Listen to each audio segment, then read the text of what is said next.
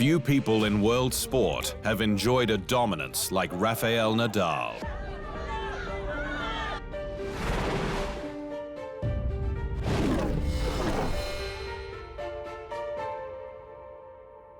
It was fitting that the record-breaking victory was his finest. Rafael Nadal had long been proclaimed the King of Clay before he arrived at Roland Garros in 2017. He'd won the tournament 9 times and was already regarded as one of the greatest tennis players in history. But he hadn't won a Grand Slam for 3 years, and injuries had slowed him down in recent times. While there had been some encouraging signs at the Australian Open and early in the clay court season, the Spaniard was turning 31 during the tournament. All of these factors just added another layer to one of the most brilliant performances ever seen. Nadal didn't drop a set at the French Open, losing just 35 games for the tournament, which was the second fewest in history. Stan Wawrinka. His opponent in the championship match, Stan Wawrinka, had never lost in his 3 previous Grand Slam final appearances.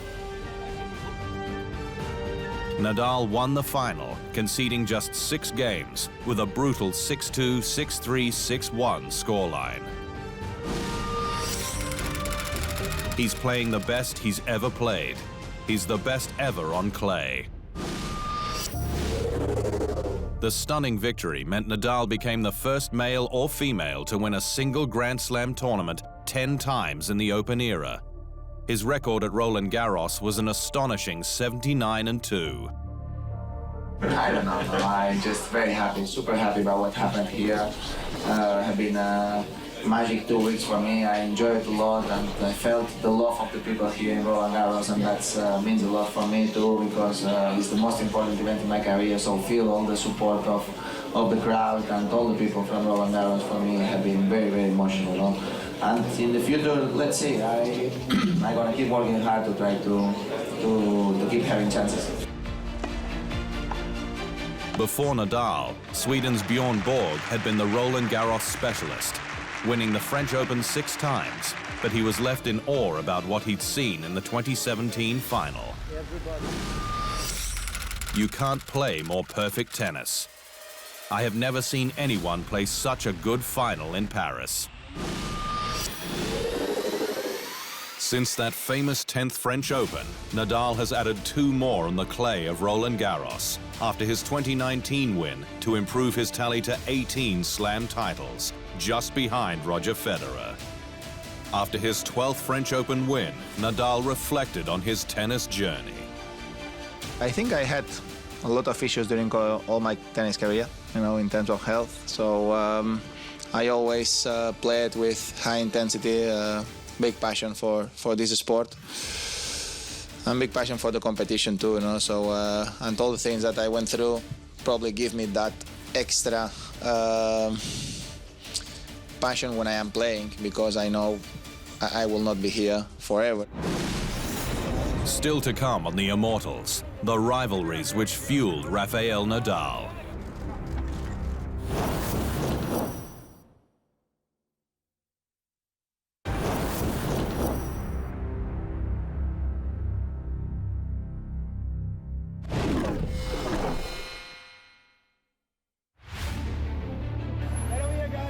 Rafael Nadal turned pro at 15, defeated Roger Federer for the first time at 17, and was a Grand Slam champion at 19. The football-loving kid from Mallorca had been persuaded to play tennis by his uncle Tony, who was a former professional player. Well, it would be difficult to do in football everything he has done in tennis. He's passionate about football. He liked it a lot when he was little, and he's really competitive. He had skills to be a good player as well as personality. But I think he made the right choice going for tennis. His French Open love affair started at his first attempt in 2005, when he defeated Mariano Puerta in the final. Nadal won the next 3 in a row, all against Federer, who at that stage was the #1 player in the world. Their rivalry became one of the greatest ever seen in the game, with one of the highlights coming at Wimbledon in 2008. Federer had won the past 5 titles at the All England Club, the previous 2 over Nadal in the final. This time, the Spaniard entered the contest on a 23-match winning streak, and he kept it rolling, downing his nemesis in an epic encounter. In just under 5 hours, the longest final in Wimbledon history, Nadal prevailed 9-7 in the 5th set. This is the greatest match I have ever seen. The victory saw Nadal take over the #1 ranking in the world for the first time on August 18, 2008, ending Federer's 4.5-year reign. He also won the Olympic gold medal in Beijing, defeating Chile's Fernando Gonzalez in the final. Nadal's first Australian Open title came in 2009, and once again it was a 5-set victory over Federer in what was the pair's 19th meeting.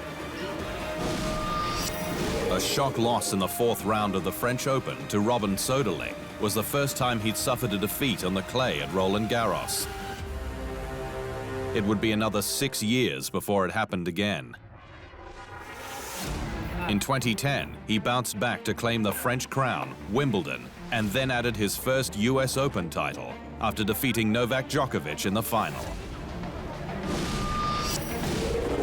This meant Nadal had completed the career Grand Slam, becoming just the 7th male player in history to have won all 4 majors.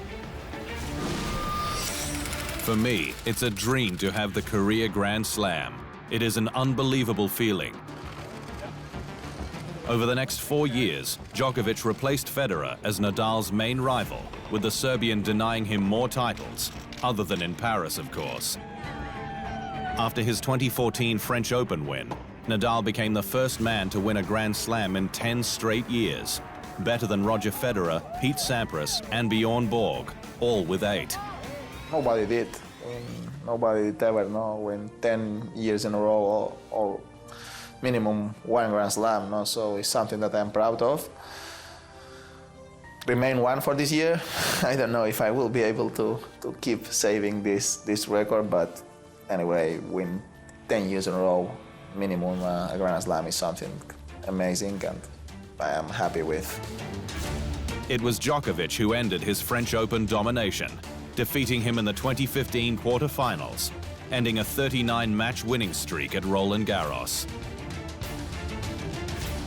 For the first time in 10 years, Nadal failed to win a Grand Slam title in 2015, as injuries started to impact on the greatest clay court player in history. He was forced to withdraw after the 2nd round of the 2016 French Open with a wrist injury, as his Grand Slam drought frustratingly continued for another year. There were similar doubts over Federer, and the pair came together for the opening of Nadal's tennis academy in Mallorca in October.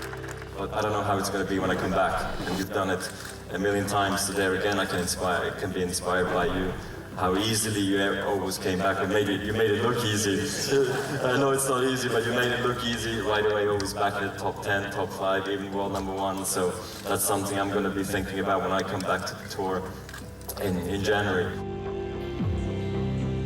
3 months later, the fairy tale resurrection for both players began. The pair faced off for the 35th time in their careers in the final of the 2017 Australian Open, with Federer prevailing in 5 sets. But in Paris, there's just no stopping Rafa, beating Austrian Dominic Thiem in the 2018 and 19 finals to cap another French Open three-peat.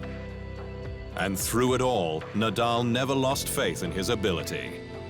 As I said before, I cannot predict the future, so I don't want to say things that I cannot say, because I don't know. The only thing that I can say, if I am healthy, I believe that I can do it. If not, I will be at home fishing. And he was a man of his word. With a healthy body, Rafael Nadal continues to add more chapters to his legendary story. An immortal of the sport. Rafael Nadal won his record 10th French Open title wearing a $750,000 watch. A longtime brand ambassador for Swiss watchmaker Richard Mille, he celebrated the occasion with a limited edition piece. Nadal has long been considered a style icon away from the court. In 2014, he was appointed global brand ambassador for Tommy Hilfiger for its underwear and tailored ranges. It's never been done before, and that's what I love about it. He is the perfect spokesperson for our fragrance, our underwear, and our tailored clothing. He's an icon. Nadal also has a line of clothing and shoes with Nike and has been associated with Kia Motors for over a decade.